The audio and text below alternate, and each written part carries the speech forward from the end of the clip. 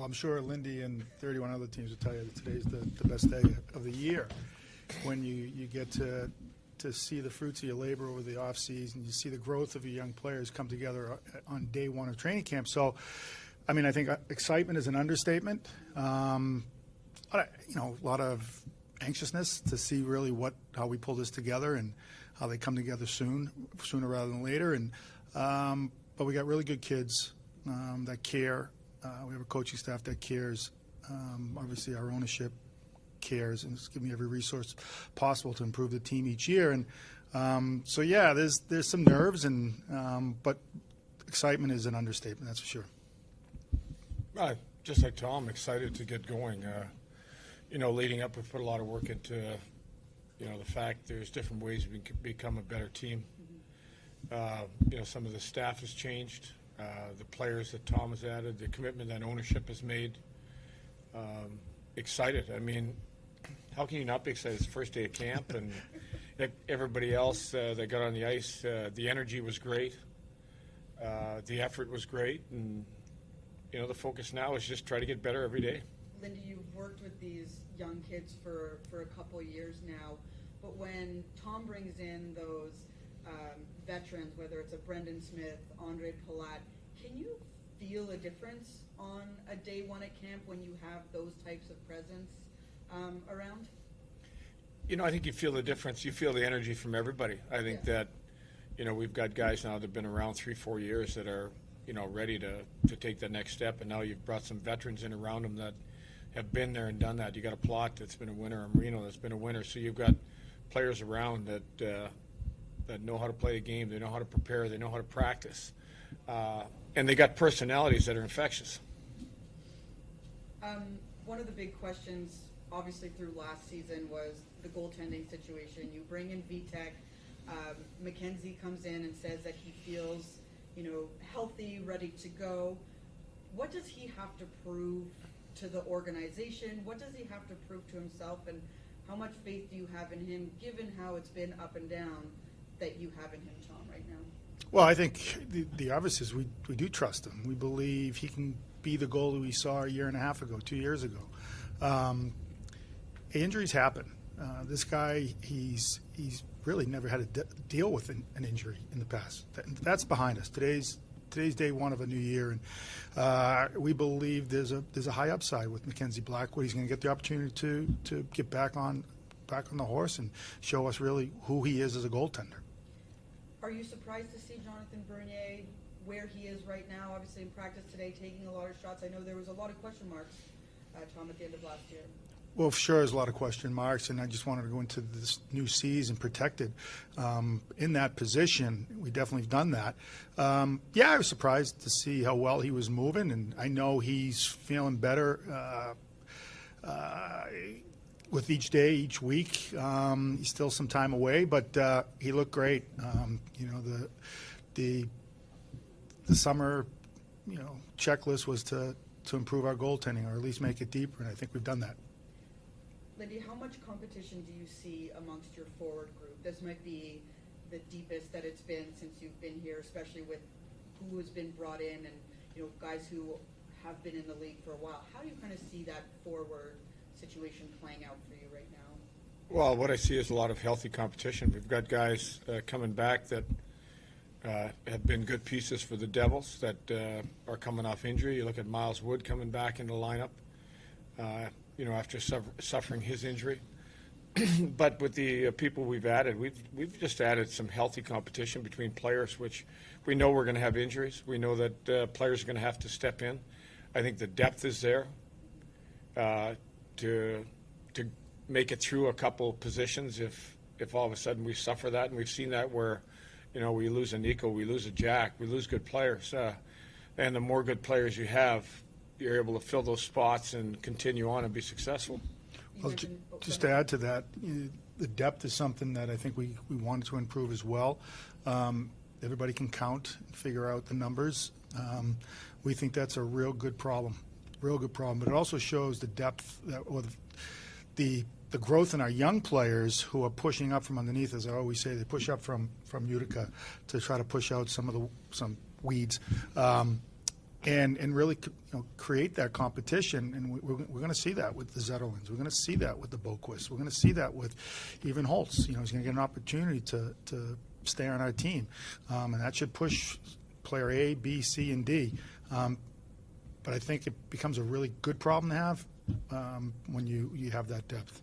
Last one from me for you, Lindy. What did you see from Miles? Obviously, last year he tried to come back, didn't quite work. Has a whole summer now. Your just impressions of that first practice where you saw him, and have you talked to him about how he's feeling? He said he feels great. I think if you watched a couple of drills are made for like a Miles. And, he blew by our defenseman in a couple of drills, which only he can do. I mean, he has the ability to skate by anybody in this league. And, again, we've got a player that's excited to get back at it, disappointed that he missed so much time. I'm excited to get him back because I think he can just be such a big piece. He's one guy that scares the opposition. He scares other defensemen because when he's on the ice. Thank you. Tom, Brian Obzinski, NJ.com. All right. Yeah. Yeah. You're speaking for the first time since the Bratt deal last month, the resolution. First of all, what were your thoughts on sort of resolution of that, and how optimistic are you that you can get something done in the future? Well, first off, we adore Jesper Bratt as a player. We know his upside. Those aren't comfortable situations when you have a player sitting in a room with an arbitrator and you're trying to negotiate a deal outside the room. The good part is we know how much and how long we control Jesper Bratt. Long term is is our goal. We try to do that, and we will pick that right back up to try to secure him as a Devil for as long as possible. Throughout this process this summer, was there ever any part of you that was like, we want to see one more sort of breakout year for him, or do you think that he's consistently good? Well, I think he had a great year. He was just under a point a game. You shop and compare that to the year before. There was improvement. Where can he take it from here? It's not a, hey, let's do this again and see if you can actually do it. We believe in Jesper Bratt, and we believe that he's a really good hockey player. Now, putting dollars and cents to ability is, that's our job. That's his agent's job. So there's no doubt that we know Jesper is a high-end talent. But like every player has warts, and it's we're not negotiating or leveraging those warts. We love the player. We know what he brings. We know he loves it here. And we'd love nothing better to make him a Devil for a long time. Tom, are you able to make any comment on the 2018 Hockey Canada investigation? I can't. That ongoing investigation with the league and I think the London Police is something I cannot comment on. And what have you seen from the just the behind-the-scenes look at from your perspective, and Lindy, for you too, with the new assistant coaches coming in, what have you seen from them so far, and how are they gelling with the team so far? I'll start. For me, my job was hard. It was my choice. I wanted to make some changes, get some fresh blood, different ideas. We let go really good people. Lane Nazardine and his family have been synonymous with the Devils now for the past 7 years. Great people. So happy for him. Mark Recchi, he's a hockey Hall of Famer player, but he's a Hall of Fame person too. Those are hard, but change is hard. But sometimes it's needed, and I just felt it was time to make a change. And with that being said, you go on the search for the replacements, and there was a lot of good people that we spoke with, but at the end of the day, we felt, with an Andrew Burnett coming available, Andrew's an ex-teammate of mine, great person, hockey savant, understands the game extremely well, people skills. You look at his background from playing to management to development to management to coaching to management back to coaching. So he's touched a lot. So that was a no-brainer. And Ryan McGill, who's had some success out in Vegas. It's just you're looking for experienced people that have had some success, and I think we found that. And Lindy, how are the assistants meshing with your staff? Well, I think Tom has pretty well summed up. What we think of the guys we let go. We let go some great people, but I think we gained a couple really good people at the same time. I look at it, it's exciting from the sense that you've got, let's see, we deal with Ryan first. He's worked with Pete DeBoer, Gerald Gallant. He brings in new ideas. He brings in new thoughts. You get in conversations about how we're going to play this play, how we're going to be better on these types of opportunities. What did you guys do in Vegas? What did you do in Vegas with DeBoer? What did you do with Gallant? Would you make any changes? And I think any coach likes to make changes. I don't think there's a coach that's happy with, it's always, let's try to get a little better at this. We've looked at a ton of video where, we're going to change the way we do some of our things. And some of that is on the heels of the conversations I've had with both Andrew and Ryan. Thomas mentioned Andrew. He's a great hockey mind. Their team in Florida played a lot like we played. Very good offensively. Probably in some areas would like to improve away from the puck. So we've spent a lot of time on that. But he thinks the game. He thinks offensively and defensively. He's an offensive guy. He's a guy that believes that if you play well offensively, you have offensive zone time, you play less defense. And then how do you get the puck up ice? So we've had great conversations from that front. So the exciting part is you've got this whole new knowledge tank that you can dip into and you can argue about. You can say, no, we're not going to play that way. We're going to try that way. We're going to try this at camp. We've got preseason games to try different pieces with different players. But very excited about both guys joining our staff. I'd like to add, not many teams in the league have 4 assistant coaches, or 5 with your goaltending coaches, and I just felt that adding that extra body to help these guys with the things that are important with the NHL. We put a lot of time and effort into development with our junior kids, college kids, AHL, but you sometimes get away from it at the NHL level, and you look at the age group and some of where our guys are at development. I felt another set of hands and eyes on our guys would benefit, their skill development. So, lo and behold, we had Sergey Brylin. His 30th year with the organization. You talk about the characteristics of a player, a coach. He's just matter of fact. Which is what we love. There's no BS with Sergey, and he's going to add a lot. He really is. He's going to add a lot. He thinks the game. You talk about a smart hockey player. He thinks the game differently and can point out certain things and be a hole poker in things. And that's exactly how we get better, when we can keep poking holes in theories and systems, and it just makes you think deeper and how to get better. And that was an addition. That was a no-brainer, to be quite honest. Yeah, let me just add on that, too, because I didn't touch on him.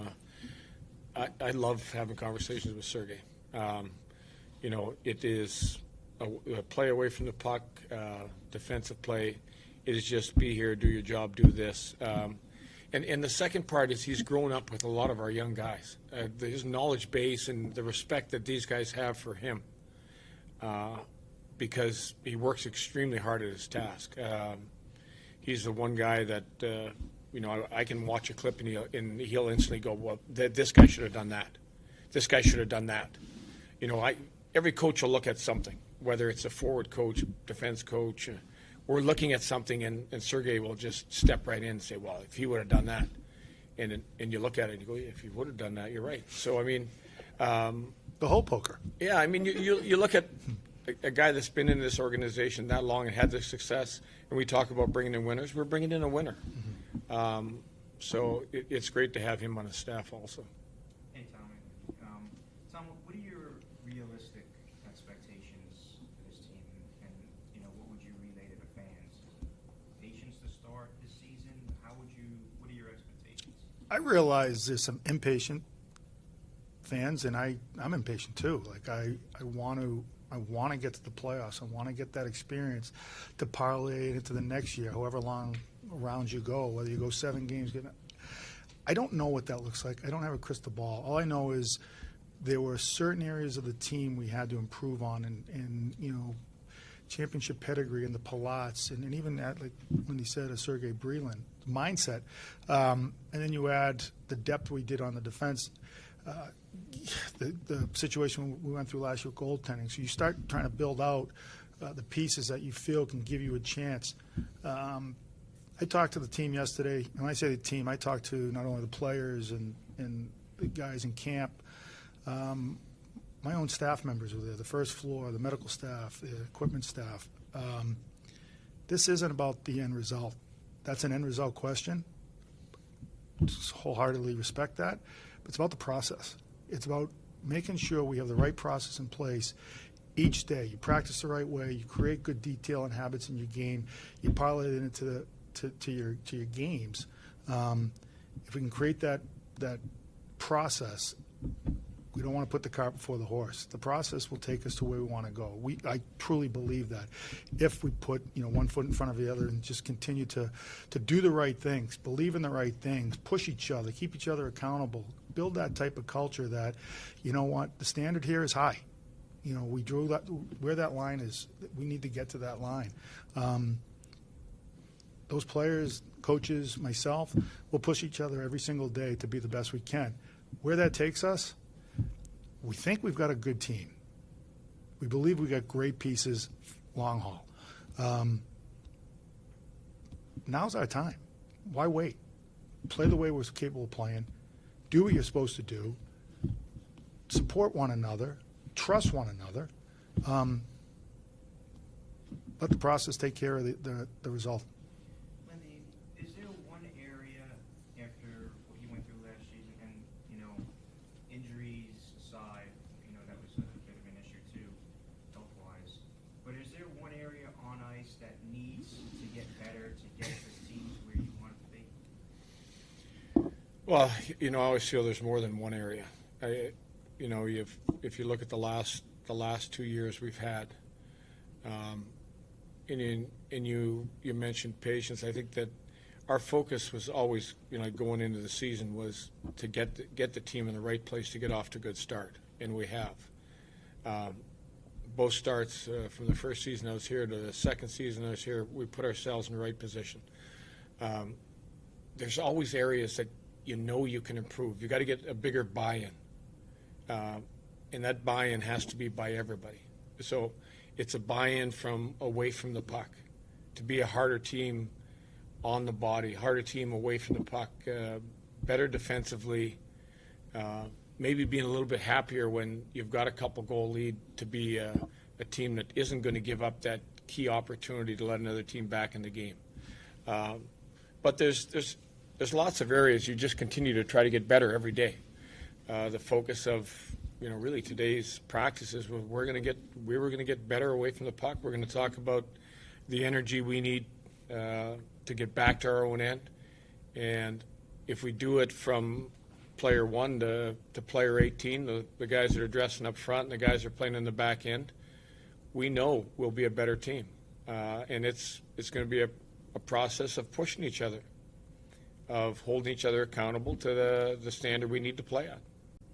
Tom, how excited are you to see another season of Jack Hughes, maybe injury-free, healthy, what this kid can put forth for this organization? Well, I think the sky's the limit for him.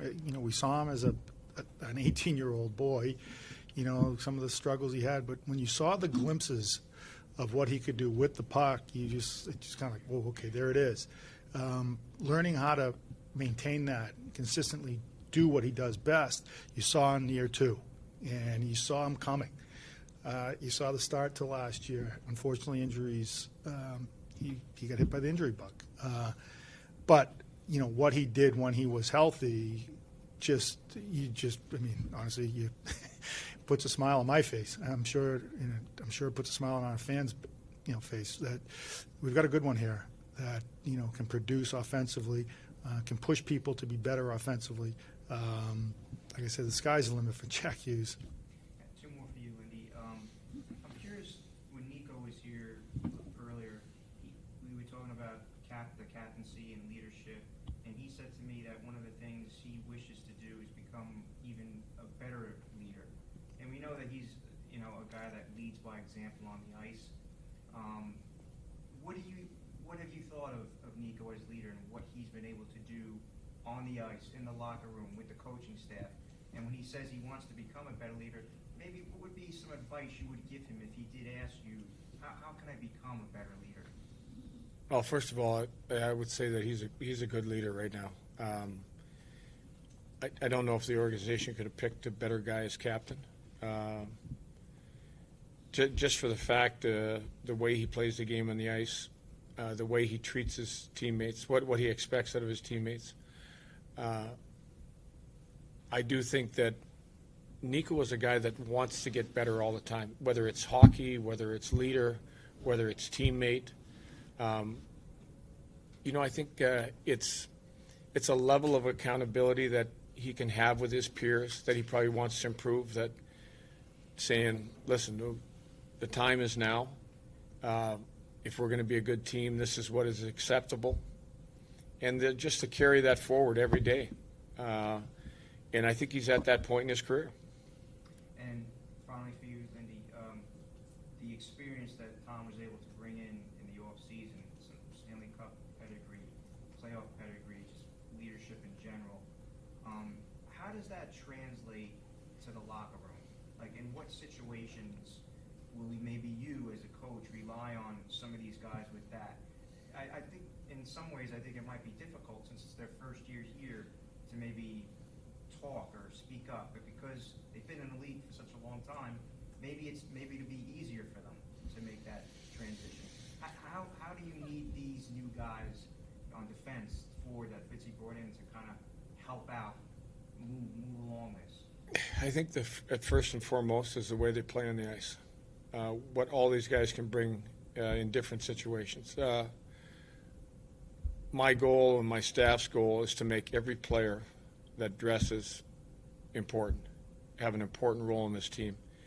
And I think if everybody feels that they're trusted by the coach and the staff, that they have a role, that they can be an important piece of winning hockey games, the team just gets stronger.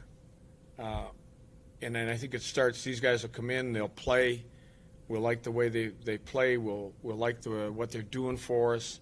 They'll start to feel comfortable amongst teammates. And when you see that, the level they can play at or the level of compete, they just push each other to a higher level. That mark just starts to raise. Lindy, you kind of touched on this earlier about the new coaching staff, but where does that give and take go where obviously you've got your systems, but Sarge says, oh, maybe we do something a little differently. How do you make those tweaks, and do you do that kind of over the process of the summer? It's not that we're seeing anything that different. It's just that you see different things from different players inside of plays. Well, what if he would have done this? That play would have never happened. It's the stuff that different coaches will, set their eyes on inside of a video meeting that we'll have. We have talked about plays coming into our end where we felt we gave up too many opportunities, as soon as the puck has crossed the blue line. So we've talked about, is there a better way to play these situations so we don't give up as many opportunities? So we've taken Andrew's input on that. We've taken Ryan's input on that. Sarge has had a huge impact when it comes to dealing with, the way we play away from the puck. So everybody's input creates value for me. It isn't my way. I want this to be our way. This is, how do we feel? Let's make a decision. We're all in.